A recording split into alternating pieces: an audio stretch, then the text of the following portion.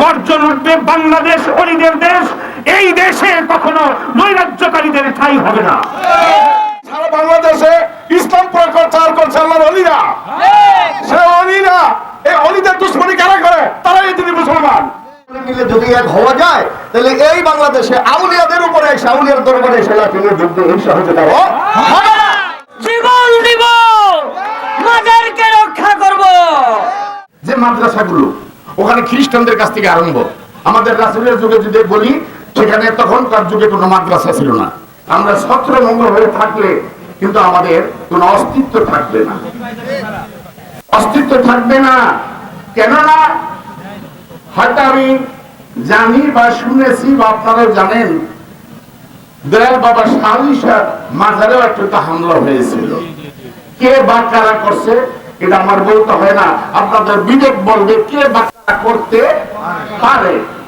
এবং যারা যারা এই বিভিন্ন জায়গায় মাজারগুলো ভাঙছে বা তার সাথে সাথে কবর থেকে মানুষ তুলেও তারা পোড়া দিয়েছে, এটা আপনারা জানেন।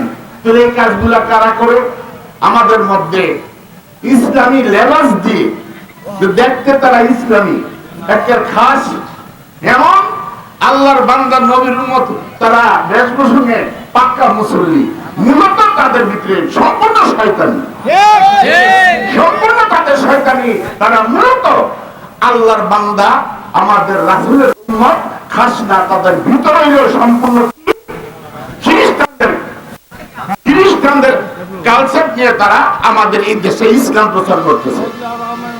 তারা খ্রিস্টানদের আইন কানুন আমাদের দেশে এই ইসলামকে প্রচার করতেছে। আপনারা পূর্বের ইতিহাস দেখেন, যে মাদ্রাসাগুলো ওখানে খ্রিস্টানদের কাছ থেকে আরম্ভ, আমাদের রাসূলের যুগে যদি বলি সেখানে তখনকার যুগে কোনো মাদ্রাসা ছিল না, কোনো কিছু ছিল না। আর আমাদের দেশে যে মসজিদ আসছে, এই মসজিদগুলো ওলিয়া উলিয়ারা এই জায়গায় জায়গায় মসজিদ দিয়েছে, ওলিয়া উলিয়ারা মসজিদ দিয়েছে। এখানে শাহ আলী শাহ বাবা ঘুমায় রয়েছে, তার পাশে মসজিদ। এই মসজিদ কার, কে দিছে? এই মসজিদ কি এলাকার জমিদাররা দিছে? এলাকার রাজনীতিবিদরা দিছে? না, এই মসজিদ কে দিছে? এই শাহ আলী বাবা রুসিলা এই মসজিদ।